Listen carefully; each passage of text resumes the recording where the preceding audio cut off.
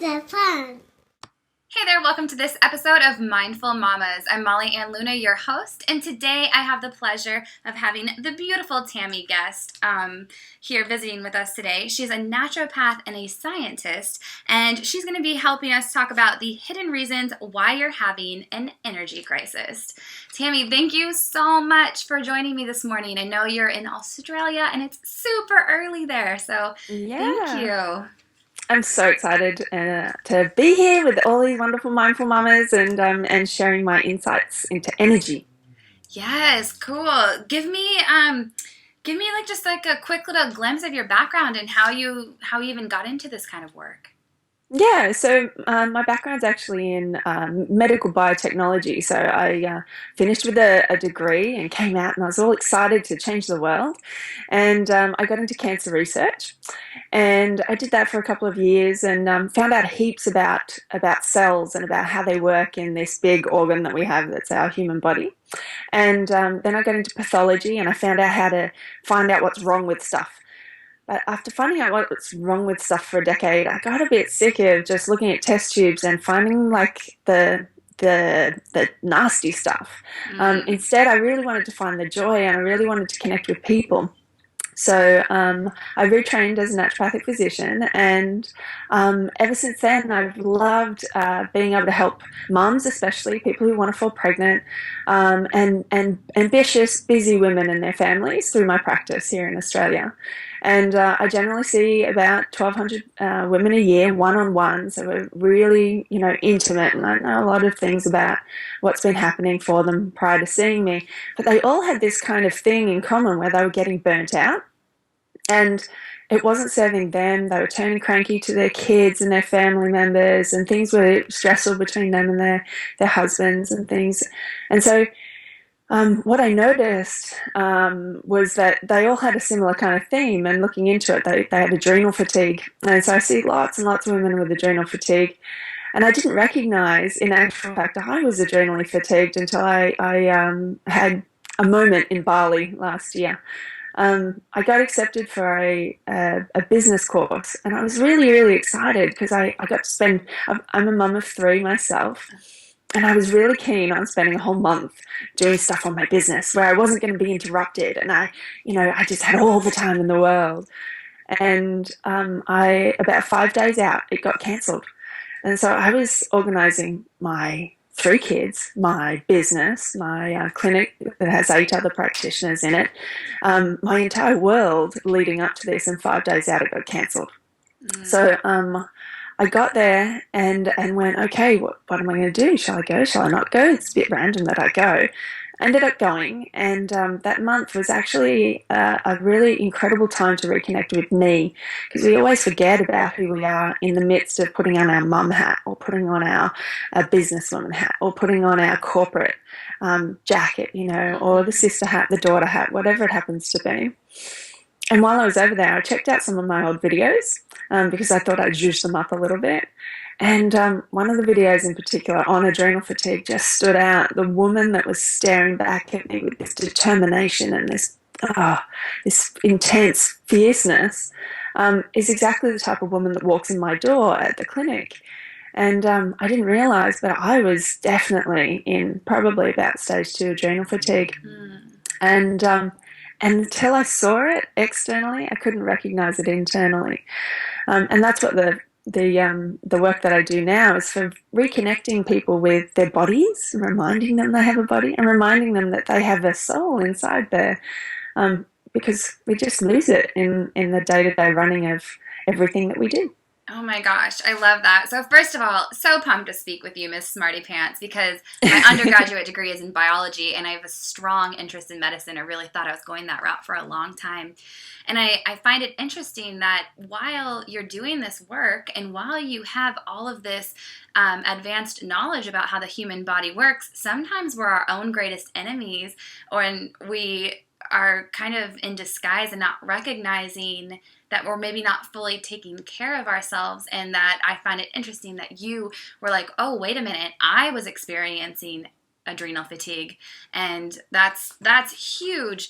I'm I mean, I'm not surprised. I mean, a mother of three and then serving like 1,200 clients a year on top of, running a business and everything else that goes with it.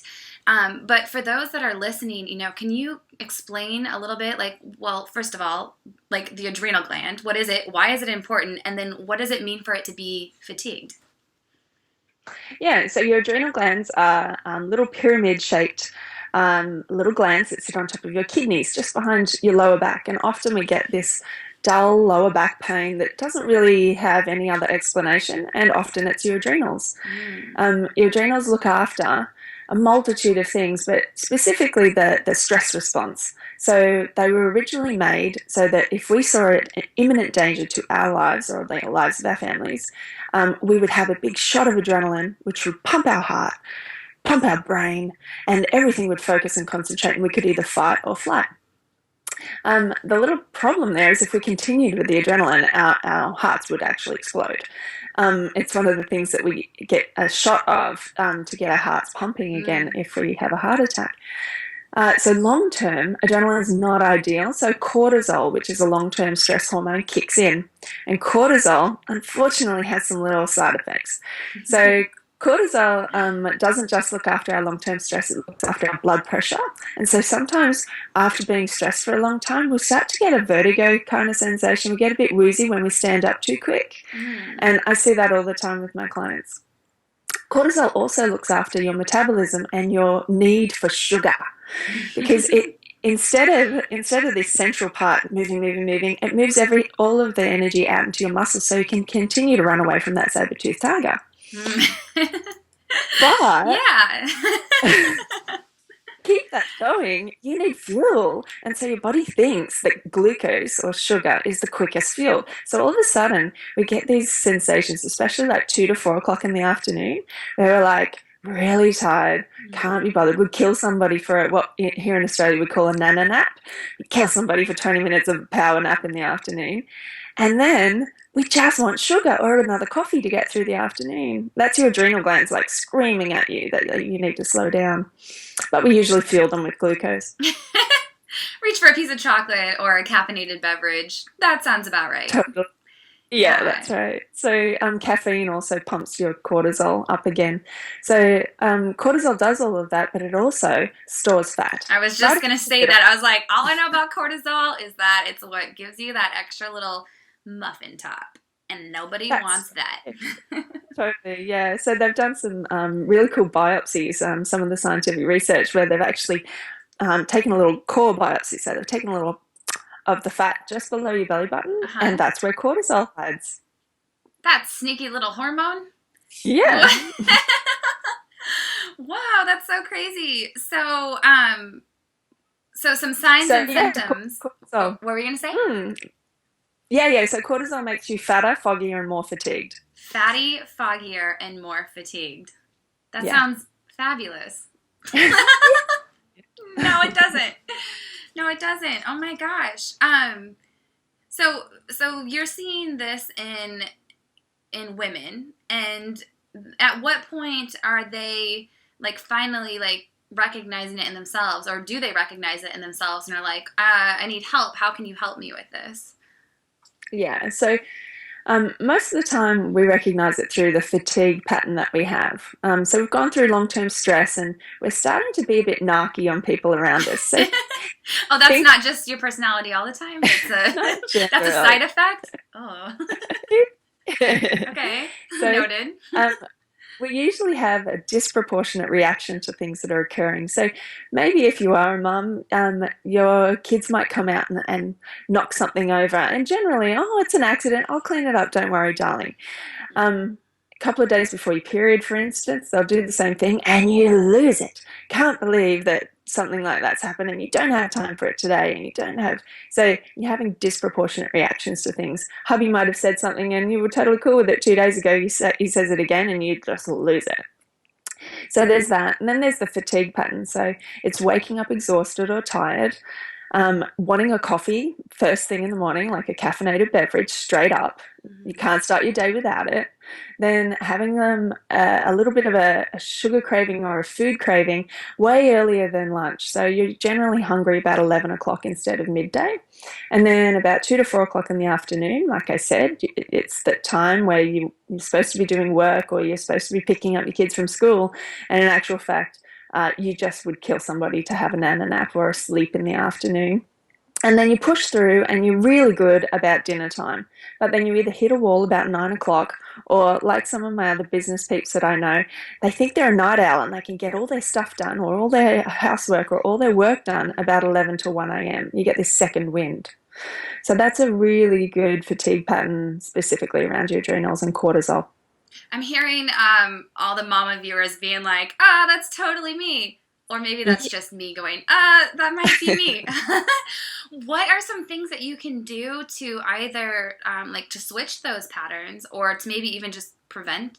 Can you prevent them altogether? Like, I don't even know. Yeah, so all of those types of patterns and all of those symptoms are messages, just messages from our bodies. And we're taking it on as though, oh, I'm tired, I'm not good enough, I can't keep up, I'm not the best mom in the world, I'm not super mom, I'm not Wonder Woman. You know, there's What show? Let's see it. Let's see the Wonder Woman. Yes. right. So I'm not super mom, I can't keep up, all that kind of stuff. And during that, we're making things worse. Um, but the things that we can do, those moments where your cortisol is giving you those messages, it's not because you can't keep up. It's not because of all that other stuff. It's literally your adrenal glands screaming at you to slow down, Mm, to put boundaries up, to say no instead of saying yes to everybody else. Because in the moment that you say yes to everybody else, you're saying no to yourself. mm. And when you say no to yourself, that's a stressful thing for your body. It has to create adrenaline to help you get through that. It's a psychological stress. Then there's the physical stress of things like, staying up at night, getting up multiple times with the bubbers, and that's a physical stress. That's a form of torture. So it's a physical stress on our Yeah. bodies. So having a rest when we can is really, really important, especially in the afternoon. So if you can lay flat for 20 minutes when you're at your most tired, you don't even have to sleep. Just laying flat re-regulates your cortisol because your adrenal glands, instead of being vertical, trying to keep your blood pressure up, they relax and your blood pressure is re-regulated and so is your cortisol. So Cool. laying flat for 20 minutes is really important. And then feeding and nourishing and fueling your adrenal glands. They need four major things. Yeah, four major things. One's zinc, which is found in seafood. One's vitamin C, which is found in pretty much every plant that you can possibly get. One's B vitamins, which is found predominantly in good quality proteins. So eggs, especially, are really good and really easy, especially if you've only got one hand with kids and you can cook them. And then magnesium, which is found mostly in nuts and seeds, which again is easy one handed with kids. Yes. Awesome. Hmm. Okay, making note. Seafood, fruits and veggies, nuts, and eggs. Eggs, Good. yeah. All And right. you need them at the time of the day when you're at your most tired. So if you Okay. can do that, then it's most important. Yeah. And you like laying flat for 20 minutes. It sounds so easy. Yeah, But then I'm like, but it's like going to be that busy mom, that busy woman is going to be like, I don't have 20 minutes to lay flat to release that energy. Um, totally. So the cool thing about it though is, there's times in the afternoon when, especially if you've got toddlers, it's that time when they need a nap, and you mm, go, oh, okay, I'm going to run around and do all of the housework while they're asleep. yeah. But you're exhausted and you're tired. You've just got to allow yourself the permission to be able to lay flat. If they happen to be doing things around you, you're doing art or watching TV or doing some other stuff, then you're allowed to lay flat instead of just pushing on through. It's having that permission, it's okay. Because in actual fact, your cortisol, which is really high and it's really hard to deal with things, it can come down by 50%. So Wow. 50%, you're going to be able to bring your stress down by 50% for 21 hours afterwards. So you're going to be a better mum, you're going to be a better partner, you're going to be a better a worker, and your productivity goes up by doubles. So if your productivity, so the things that you were going to clean the house with and it took you 20 minutes, then you're going to have to be able to do that twice as good just by laying flat, which is awesome.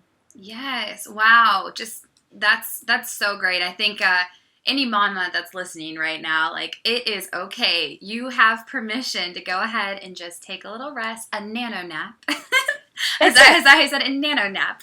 I love that. And just really nurture yourself, because it's going to pay dividends in the long run, and you will be a better mom. And I know that as a mom to be, I want to be that mom that can be really responsive and be like, it's okay, baby. I'll clean up that mess. It's okay. It was an accident. Not the reactive mom that's like pulling her hair out, screaming like, oh, not another mess. Like, I think we all want to be that mom. And if it's as simple as, fueling our bodies with the right food and listening and just resting when we need rest and giving Yeah, ourselves permission, then that's the best service we can do for the rest of our family and for our bodies. That's totally. so fabulous, Tammy. Oh, you're so Yeah. incredible. Thank you for sharing all that wisdom. Awesome. Thank you guys. I hope somebody gets out of it that it's okay to be having a nap. Yes, totally. So I know that you have a book out. Yeah, Um, yeah. you want to talk about that a little bit? It's the about reconnecting with who you are, right? Yeah, yeah. So my book's called Freedom from Fatigue, and Ooh, I love it. yeah, so it's a really easy read, and it's got some really cool little exercises, and it goes through the process that I went through personally, and the one that I use with all my clients, to reconnect with who you are, Mm. reconnect with your body, remove any obstacles that are standing in the way that are hidden that most doctors won't usually figure out. So things like your liver and your hormones and other bits and pieces that you just might not have noticed before. Redefining what medicine is for you. So for some people it might be art, and for some people it might be getting out and hiking in nature. For some people it might be reconnecting with their kids and actually playing instead of being grumpy. Um, and for some people it might be, personal training and different types and styles of movement. Um, for some people, it's other stuff like dancing and breath work and all sorts. And then it's recharging and how to really get the most out of your adrenal glands so that you don't get burnt out. And the first chapter is actually on my website at tammyguest.com, and I put the best reconnecting with you parts of the book in that first chapter. And it's got some little worksheets that just really get you to connect with your body and connect with you so that you can move forward with your energy instead of exhaustion. So, yeah. Yes, I love that. That's so great. So yes, everybody go to tammyguest.com and get that first chapter of this. This book is just incredible. I love too that you mentioned that whatever medicine is for you, as you're saying that, like dance or art or playing with your kids or being outside and hiking, would have never thought of that as medicine. But it Yeah, is some of the best medicine. I know for myself, just being able to go out and walk for, 10 or 20 minutes just totally lifts my spirit, and I just feel so much better. So that's and you what? can't get that from a pill, right? You can't Yeah. go, oh, I'll just take this pill and I'll be amazing for the next 20 minutes. It doesn't give you that full body effect that those particular types of medicine, air medicine, nature medicine, they are extraordinary in their biological effects. Yeah, Yeah. And so just even giving yourself permission to do those things that you enjoy is going to be absolutely. such the best medicine you could possibly give yourself. I love that. So beautifully said. Thanks again so much, Tammy Guest, for joining us today. And again, head to her website at tammyguest.com and get your free copy of that first chapter. All right. Until next time, thank you again for joining, and I'll see you in the next episode of Mindful Mamas.